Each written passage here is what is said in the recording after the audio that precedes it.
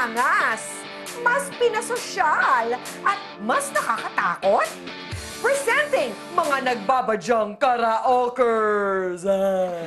Rosemary Aguilar! Tarin na. Hindi naman lang ako binalaan. Si ate, konti na lang, bangkay na. Ganito pa na itsura ni Pepe Smith pag naging babae.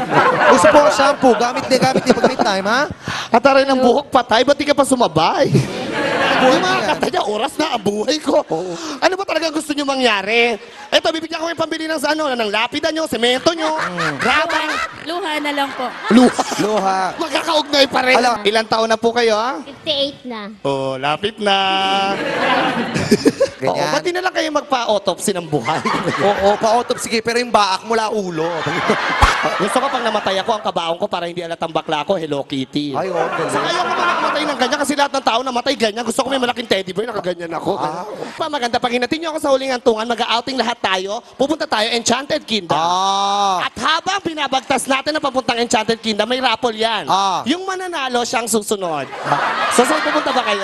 Oo, pag hindi po kayo nabunot, huwag mag-alala, ha? Bakit? May home partner pa. Yes.